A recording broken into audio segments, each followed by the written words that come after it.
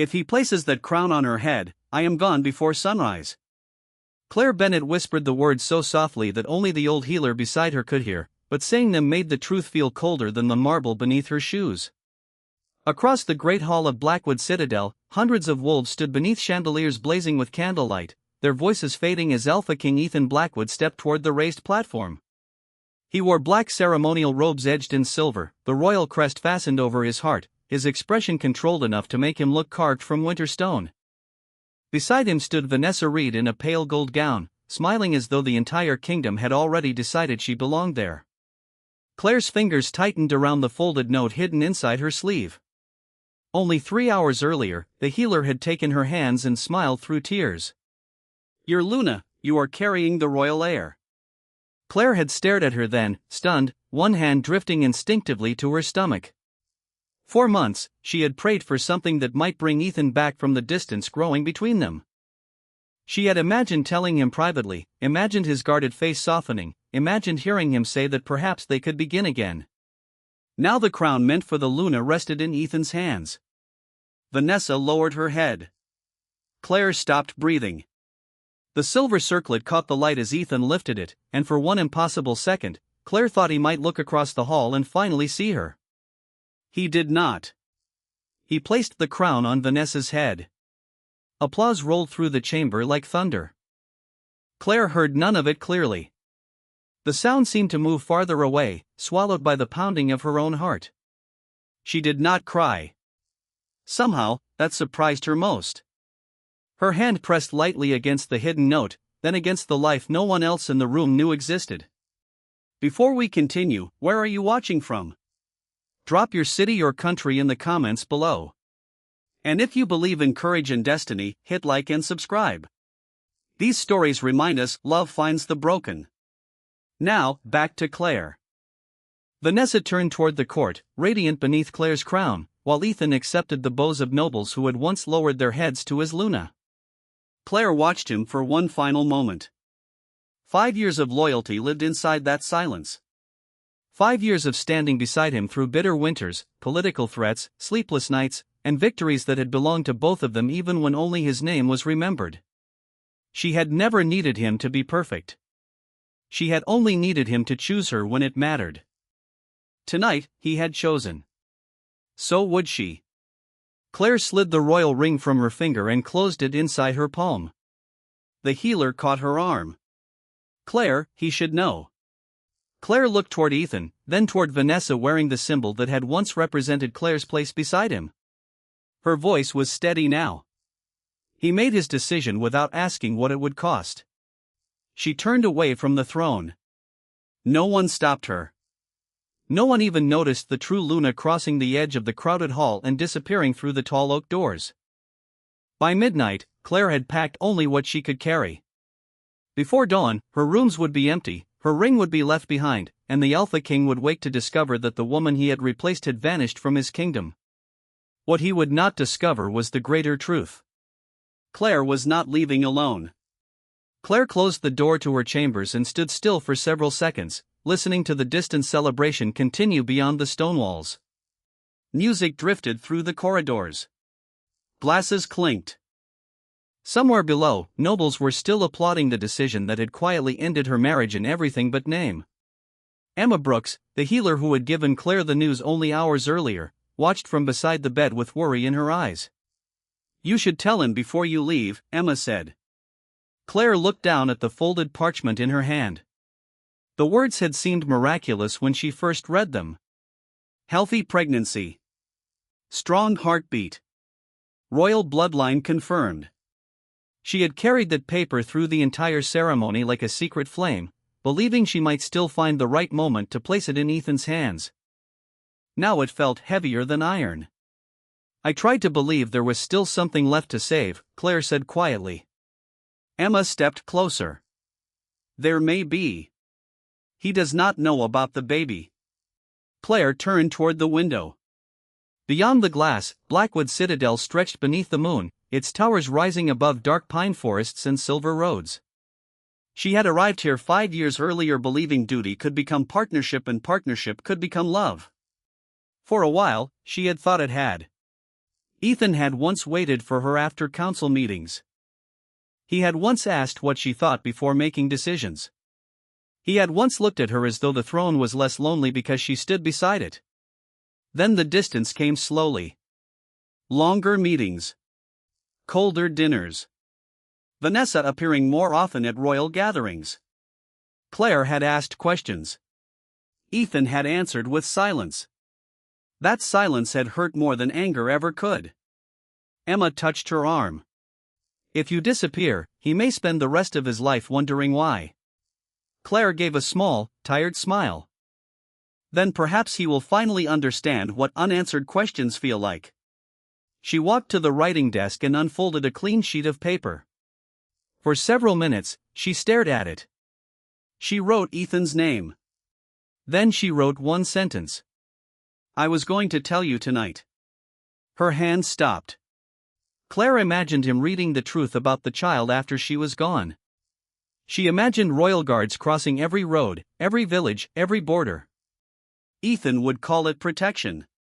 The court would call it duty. But Claire knew what would happen. The heir would belong to the crown before the child ever belonged to himself. She could not allow that. Slowly, she tore the page in half. Then again. Emma inhaled softly. You are certain? Claire placed the pieces beside the candle. I am certain my child will never grow up watching his mother beg to be respected. The words surprised her with their strength.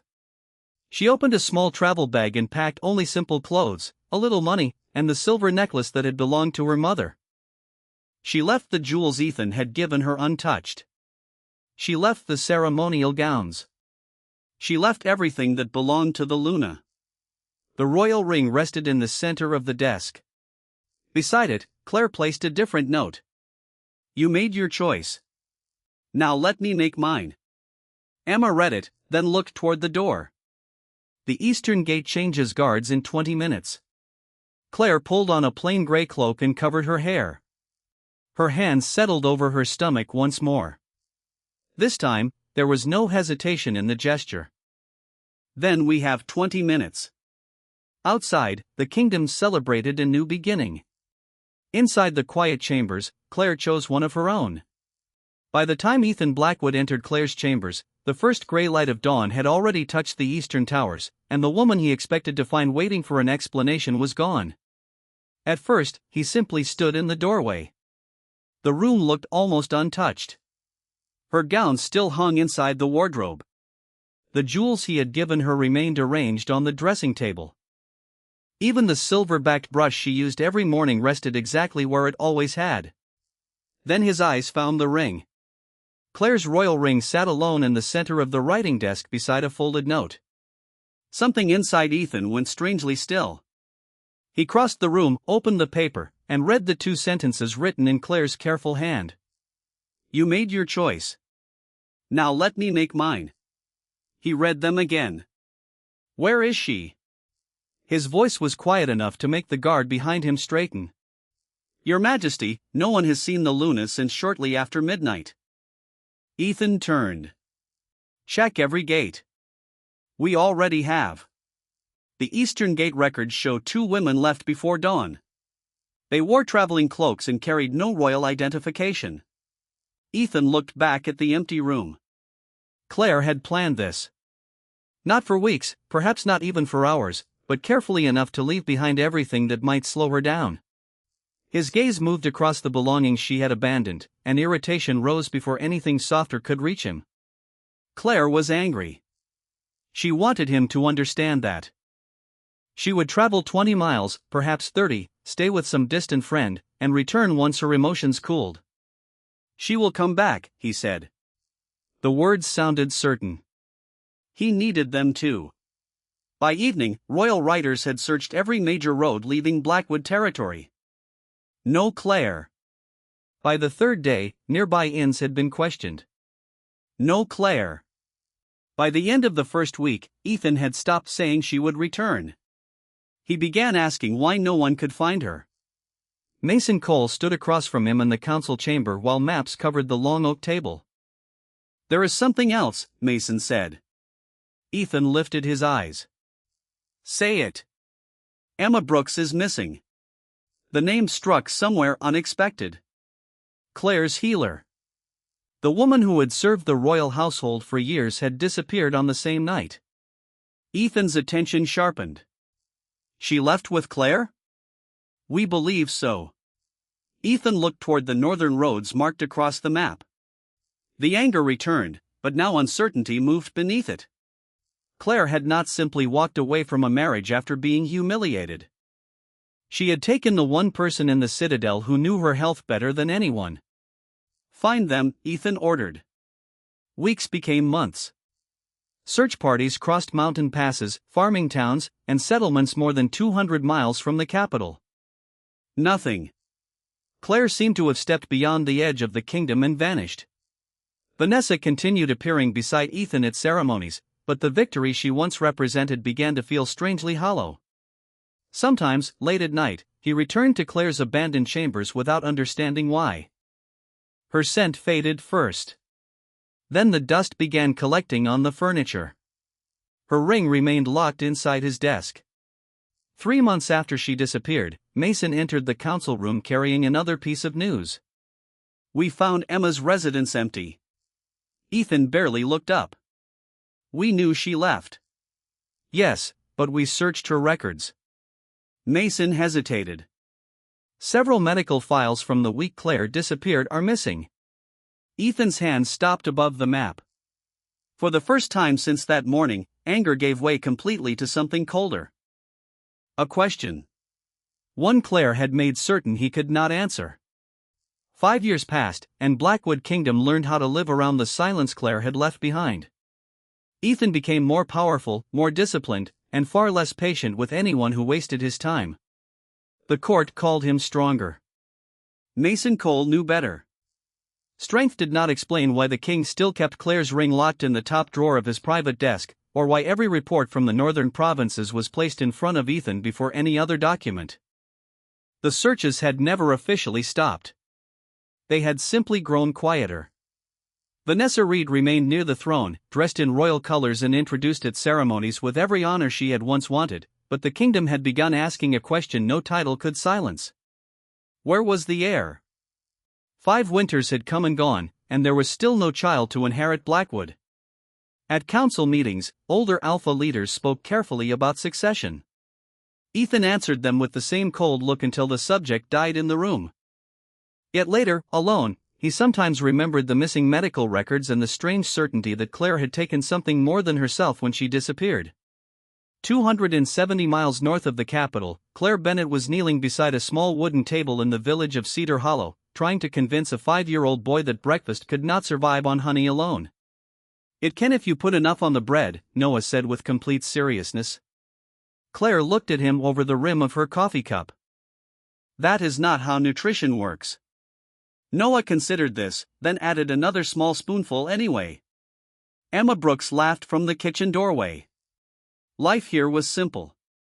Their cottage had 2 bedrooms, a narrow porch, and a view of pine-covered hills that turned gold every evening. Claire repaired clothing for local families and helped at the village school 3 mornings each week. Emma worked as a healer under a different name. No one in Cedar Hollow knew Claire had once stood beside a king. To them, she was simply a quiet mother with kind eyes and a son who asked too many questions. Noah had her smile, her patience, and the habit of helping injured animals that wandered near the cottage. But his eyes belonged to Ethan. Silver gray. Clear and steady. Every morning, Claire saw the past looking back at her across the breakfast table. Noah broke a piece of bread in half. Mom, was my father a bad man? Claire froze with her cup halfway to the table. He had asked about his father before, but never so directly. Outside, wind moved through the tall pines with a soft rushing sound.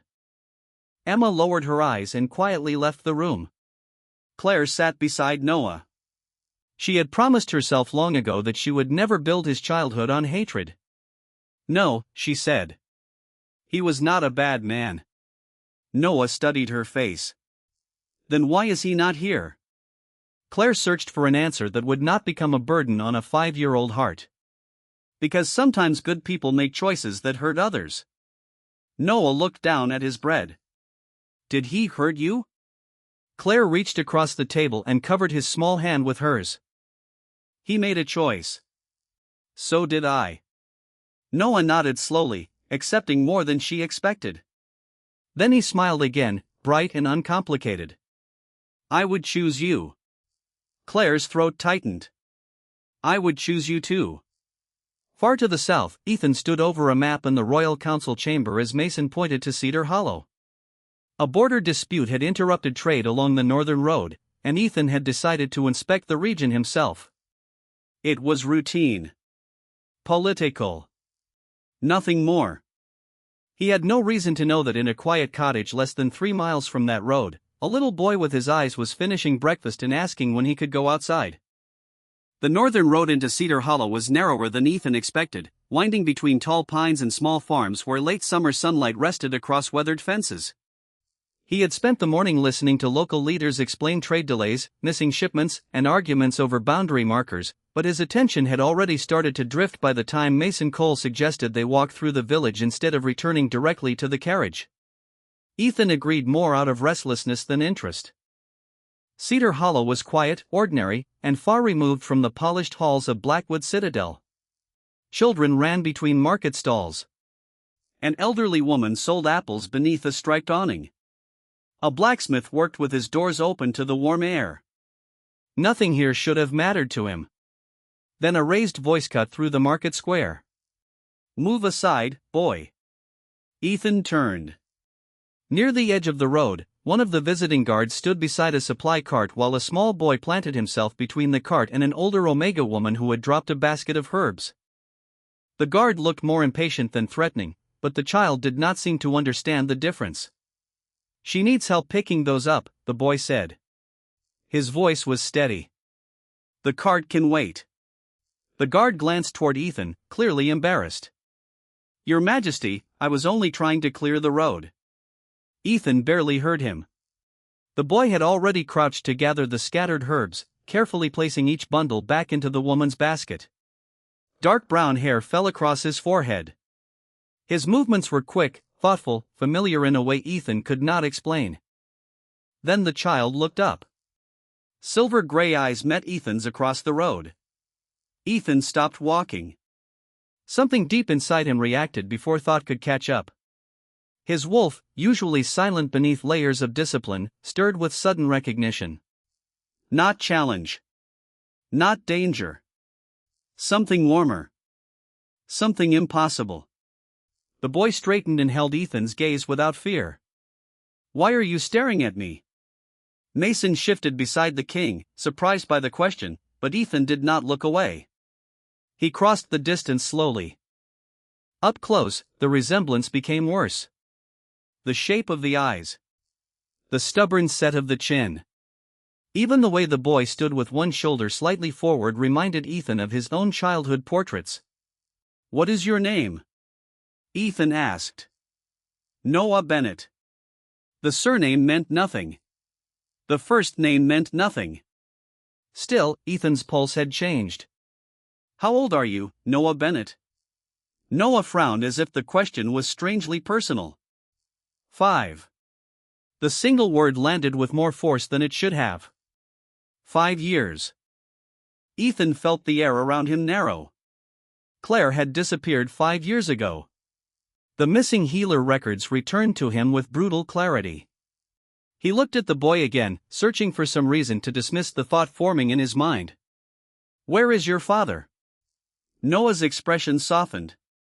I do not have one. Ethan felt Mason look at him. Neither man spoke. Noah picked up the last bundle of herbs and handed the basket to the older woman. There you go, Miss Evelyn. She thanked him and hurried away, leaving the boy alone in front of the king. Ethan lowered himself slightly so they were closer to eye level. Does your mother live here? Noah nodded. She says I am not supposed to talk too much to strangers. Despite everything, Ethan almost smiled. That sounds wise. Noah studied him with open curiosity. Are you really the Alpha King? Yes. My mom does not like talking about kings. Ethan's breath caught.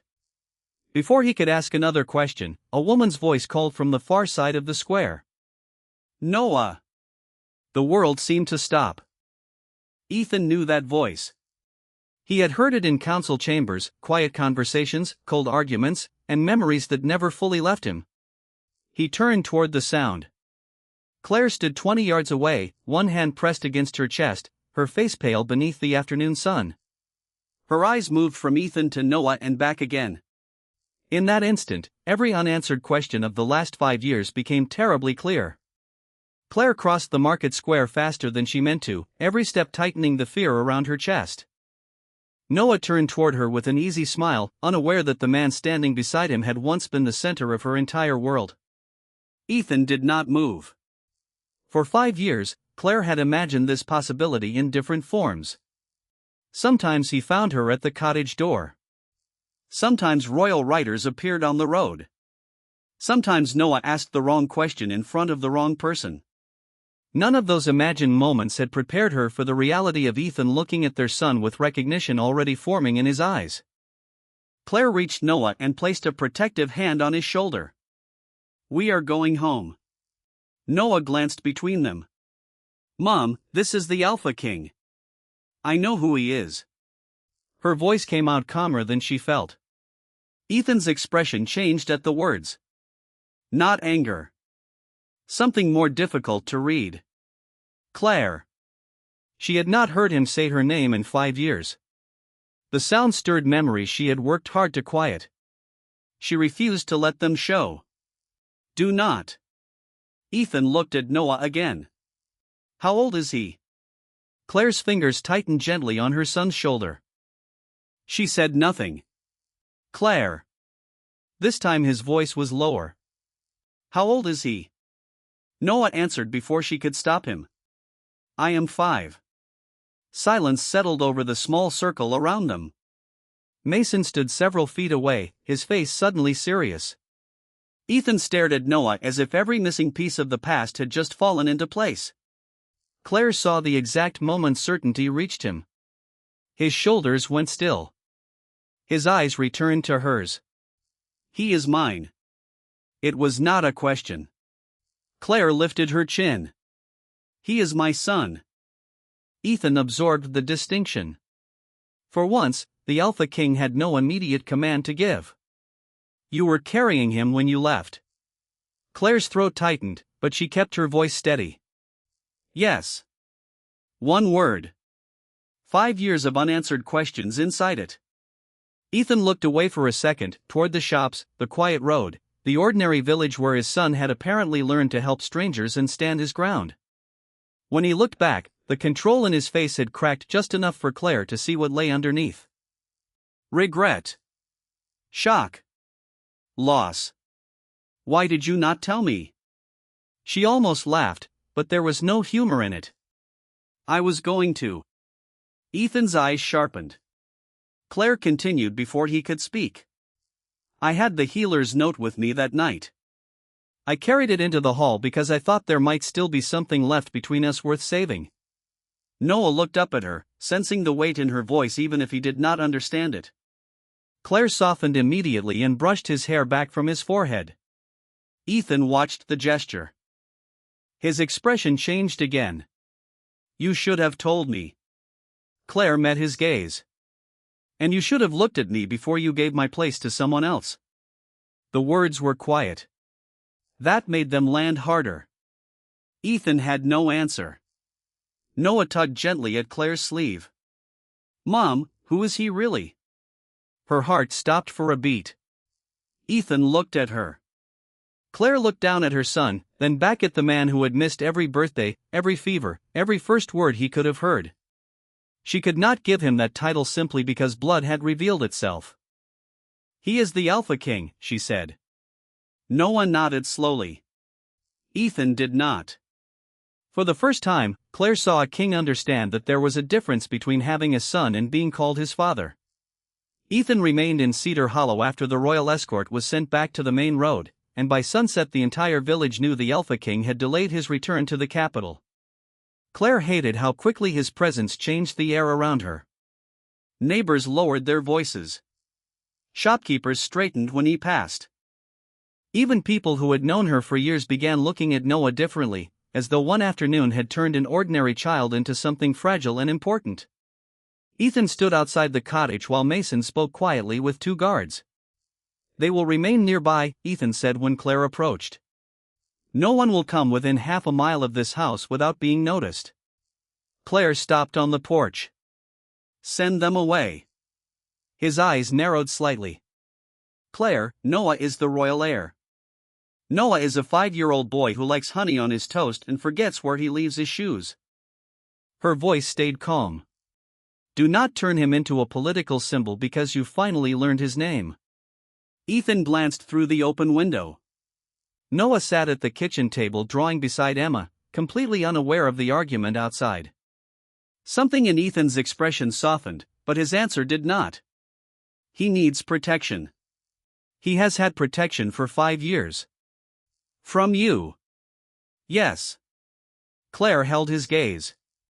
"From me." The silence between them carried everything she did not say. Every fever she had sat through. Every scraped knee she had cleaned. Every night Noah had asked questions about a father Claire could not explain.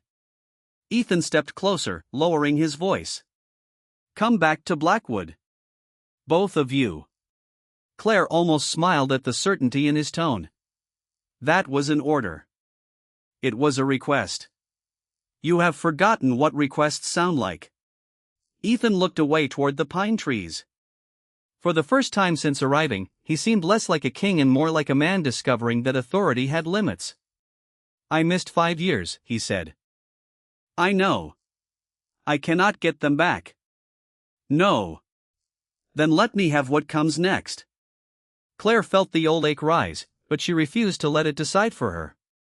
"What comes next is not yours simply because you want it." Before Ethan could answer, Mason approached with a sealed envelope in his hand. "Your Majesty, there is something you should read." Ethan broke the seal. Claire watched his face change as his eyes moved across the page. "What is it?" she asked. Mason answered carefully. "A former palace secretary came forward after hearing that you had been found. She kept copies of private correspondence from 5 years ago." Ethan lowered the letter. Vanessa knew Claire had been meeting with Emma. Claire went still. Mason continued. "She suspected a pregnancy. She also arranged several of the private dinners and council meetings that kept His Majesty away from Claire during the weeks before the ceremony." Ethan looked at Claire as if the discovery might explain everything. It did not. Claire understood that immediately. She opened the door, "Ethan." His expression tightened. Claire stepped closer, her voice quiet enough that only the 3 of them could hear. "You were the one who walked through it." Ethan said nothing. That silence was different from the one that had broken her 5 years ago. This time, it was the silence of a man with nowhere left to hide. Claire turned toward the cottage. Behind the window, Noah held up his drawing proudly for Emma to see. Ethan watched him through the glass. The boy had drawn 3 figures beneath a large yellow sun. One was Claire. One was himself. The third was only an empty outline. The summons arrived the next morning under the royal seal, but Claire knew before opening it that Vanessa had moved first. The letter declared Noah a disputed heir and ordered him transferred to Blackwood Citadel until the council could determine his status. Claire read it once, then folded it carefully. "She wants him inside the palace before Ethan can decide what happens," Emma said. Claire looked toward the yard, where Noah was trying to teach a stubborn puppy to sit. "Then she will be disappointed." Before noon, 3 royal carriages entered Cedar Hollow. Vanessa stepped out wearing the same pale gold colors Claire remembered from 5 years earlier, her expression composed, her smile almost kind. "Claire," she said. "This can be handled peacefully." Claire moved between Vanessa and the cottage door. "There is nothing to handle." Vanessa lifted the sealed decree. "The boy belongs to the royal bloodline. He belongs to himself." Vanessa's smile thinned. "You cannot hide him forever." "I was not hiding him from the world. I was raising him away from people who believed a crown gave them ownership over a child. The village had gone quiet around them. Then another carriage appeared at the far end of the road. Ethan stepped down before it fully stopped. Mason followed carrying a leather case thick with documents. Ethan did not look at Claire first. He looked at Vanessa. Who authorized this order? Vanessa hesitated. The council acted in the kingdom's interest. Mason opened the case. No. 3 council members signed it after receiving false claims that Claire intended to sell Noah's succession rights to a rival territory. Claire stared at Vanessa. Ethan's face became unreadable. Return to Blackwood, he said. Now. By evening, the royal court had assembled in the great hall. Claire stood beneath the same chandeliers that had burned above her humiliation 5 years earlier. This time, Noah stood beside her, holding her hand. Vanessa faced the council as Mason read the recovered correspondence aloud. Messages showing how she had manipulated schedules, intercepted invitations, and encouraged rumors that Claire no longer cared for royal duty. When Mason finished, silence filled the room. Vanessa looked at Ethan. I only gave you what you already wanted. Ethan closed his eyes briefly. When he opened them, there was no anger in his voice. Only certainty. That is true. Claire looked at him sharply. Ethan stepped down from the throne. You created opportunities, Vanessa. But I made the choices. The words moved through the court like a quiet shock. He removed the ceremonial Luna crown from its velvet stand and placed it on the table between them. This title will not be used again as a reward, a weapon, or an excuse. Then he turned to the court. Noah Bennett is my son and the lawful heir to Blackwood, but Claire Bennett owes this throne nothing. Not her loyalty. Not her forgiveness. Not her return. Noah looked up at his mother. Claire could barely breathe. Ethan faced her and did the one thing no one in the hall expected. He lowered himself to one knee. Not as a king making a claim. As a man admitting a failure. I cannot undo what I did, he said. I cannot restore the years I missed. But I can stop pretending power makes me right. Claire's eyes burned, but she did not look away. Ethan glanced toward Noah, then back to her. I chose my pride over you once. I will not choose it over our son. The hall remained completely silent. 5 years earlier, Claire had walked out of this room unnoticed. Now every person in it was watching the Alpha King kneel before the woman he had once allowed to disappear. Claire did not answer Ethan in the great hall that night. She did not take the crown from the table, and she did not promise forgiveness simply because the court had finally witnessed his regret. Instead, she returned to Cedar Hollow with Noah, and Ethan allowed her to go. That choice became the first thing she noticed. The second was that he followed 3 days later without guards, banners, or royal ceremony. He arrived at the cottage carrying a small wooden box and wearing a plain dark coat. Noah opened the door before Claire could stop him. You came back, the boy said. Ethan looked at him with a softness Claire had never seen during their years at the palace. I said I would. Inside the box were not jewels or royal gifts.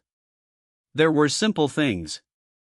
A carved wooden wolf, a set of storybooks, colored pencils, and a small notebook with Noah's name written carefully across the front. Claire understood immediately. Ethan had asked Emma what Noah liked. He had listened. That mattered more than anything expensive could have. Days became weeks. Ethan returned to the capital when duty required it, but every few days he came back to Cedar Hollow. He learned that Noah hated peas but loved apples. He learned that the boy always forgot his left shoe near the porch. He learned that bedtime stories had to be read slowly because Noah asked questions every few pages. He learned that being a father required no throne, no counsel, and no command. It required showing up. One afternoon, Noah scraped his knee while running near the garden. Claire reached him first, but Ethan was already beside her with a clean cloth and a worried expression. It is just a scrape, Claire said. Ethan exhaled as if he had been holding his breath. Noah grinned. You look more scared than I am. Ethan almost laughed. That may be true. Claire watched him clean the small scrape carefully, and something inside her shifted. Not forgiveness. Not yet. But the wall no longer felt quite as solid. Later that evening, Noah sat between them on the porch while sunset turned the hills copper and gold. He had fallen asleep halfway through a story, his head resting against Ethan's chest.